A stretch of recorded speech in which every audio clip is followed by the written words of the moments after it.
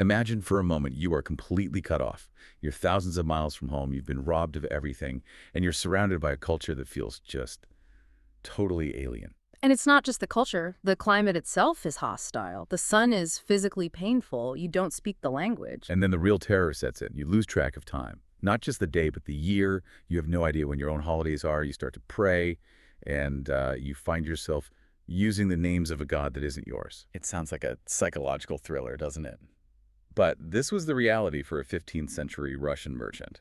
Today on The Deep Dive, we are exploring the story of Afanasy Nikitin, a merchant from Tver whose business trip spiraled into a 6-year odyssey of survival. And we have this incredible source to guide us. We're looking at his travelogue, The Journey Beyond Three Seas. We're analyzing it through a few different manuscript lists and some really insightful historical commentary. Our mission here isn't just to trace a route on a map.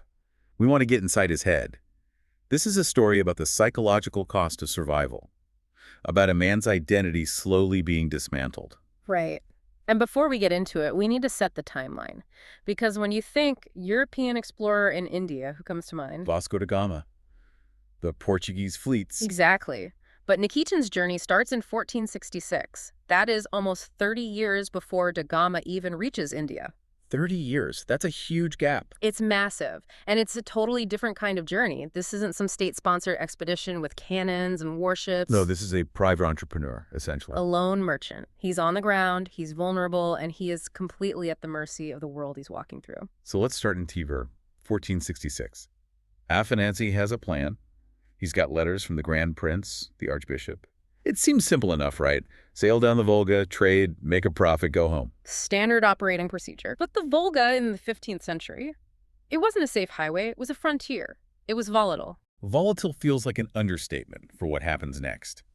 They've barely started their journey, and near Astrakhan, the whole plan just falls apart. It does. They were warned, actually. The sources say a Tar leader, Qasim Sultan, was waiting for them, but they tried to slip past. And it goes horribly wrong.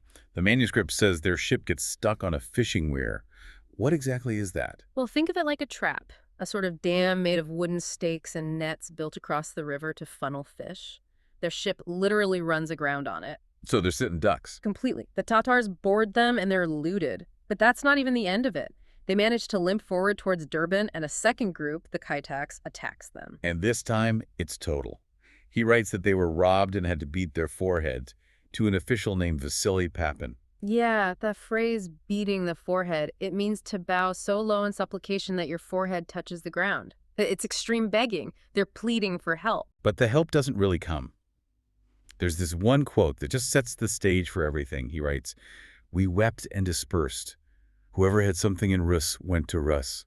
Whoever was in debt went where his eyes led him." That line, went where his eyes led him. It's so poetic, but it describes a brutal economic reality. He can't go home. You literally cannot go home. In the medieval world, returning from a trade mission in debt meant ruin, debtor's prison, maybe even enslavement. So his only option is to go forward, deeper into the unknown. Precisely. And that's what pushes him south, through Persia. He sees the eternal fires in Baku natural gas vents burning from the ground. Then he gets to Ormuz. His description of Ormuz is intense. He talks about the sun like it's an enemy. He says the sun is so hot it could destroy a man. I mean, you have to picture it. He's from the forests of northern Russia. This climate is a physical assault on his body. And from Ormuz, he crosses the Indian Ocean, the second sea. He takes the plunge. And this is where the real culture shock begins. He lands in India in places like Chal and Jinnar. And the first thing that really hits him, that he writes about over and over, isn't the spices or the wealth. It's the people. It's the bodies. He writes, "The people go naked. The head is not covered. The breasts are bare."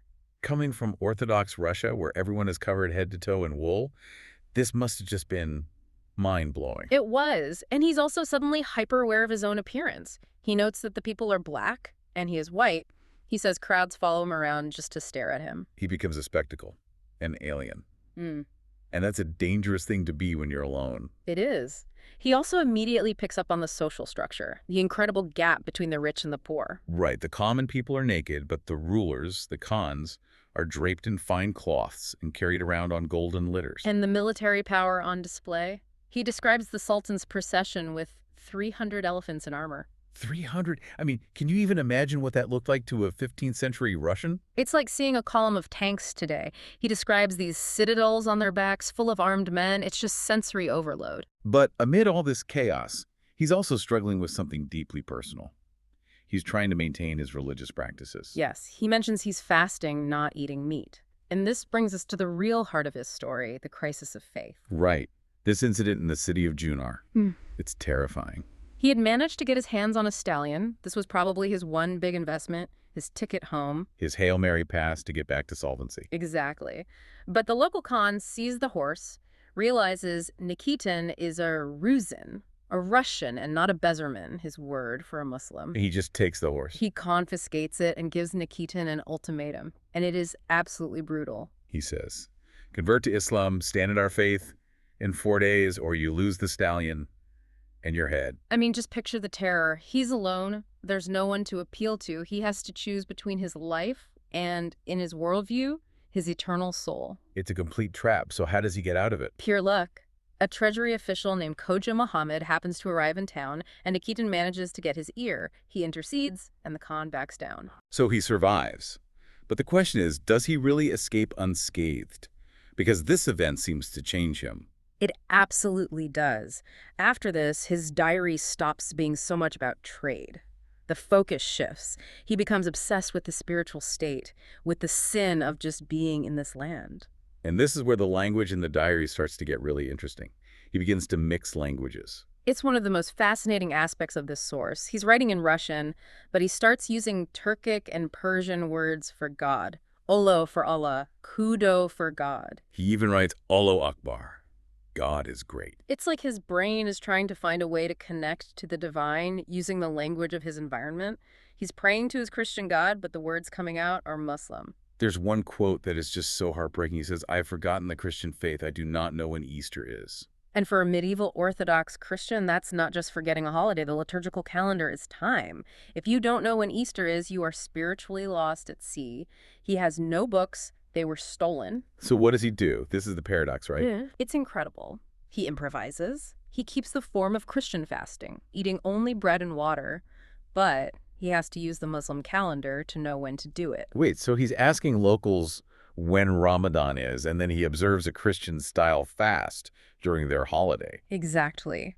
He's trying to map his internal faith onto the only external calendar he can find. He's stripping his religion down to its barest core just to hold on. It's a complete blurring of identity. He's watching himself disappear. He is. And while this psychological struggle is happening, he's also a merchant. He still has an eye on the bottom line. So the economic verdict on India, does he ever find a way to make a profit? Not a chance. His final review is scathing. He writes, "There is no truth in the Bizerman land." 1-star review. Do not recommend. Pretty much. He says things like pepper and dye are cheap, which sounds good. Right, isn't it the whole point of going to India? It is, but he does the math. The logistics are a nightmare. To get those goods back to Russia, he'd face massive duties at every border, not to mention the constant threat of robbers. The profit margin just wasn't there for a Sogo trader. You need an army. And speaking of armies, he's walking through a war zone. Constant warfare between the Bahmani Sultanate and the Hindu Vijayanagar Empire. He sees these massive armies, hundreds of thousands of soldiers, the elephants again, with the citadels on their backs. So he's broke, he's spiritually exhausted, he's surrounded by war. He decides to go home. He's had enough. He heads back via the Black Sea, the Third Sea, but even that journey is brutal. He gets caught in terrible storms. And the final tragedy? He gets so close. He does. He makes it back to Russian territory, to the lands near Smolensk in late 1472, but he dies there, just short of his hometown. That's just devastating after everything he survived. It is. But here's the triumph and the tragedy. His manuscript survived. Like he died on the road. He must have passed his notes to the merchants he was traveling with. They must have understood the importance of what you'd written and brought it to Moscow, where it was copied into the official chronicles. So in a way, his story made it home, even if he didn't. Exactly. His journey wasn't a commercial success, but it was a monumental human achievement. It's a record of endurance. It's really a story about the dismantling of the self. We think of travel as finding yourself, but for Nikitin, it seems like it was more about losing himself. That's a perfect way to put it. He became this man between worlds, praying to Allah, but longing for Rus. And it leaves you with this really profound question. We think our identity is so solid, so fixed. Right, but how much of you is just a reflection of your environment? So here's a thought to leave you with. If you were stripped of your calendar, your community, your language for 6 long years, how much of the you that you know would actually be left? Would you, like Nikitin, start to find God in foreign words just to feel a connection to something? Or would you just fade away? An incredible story.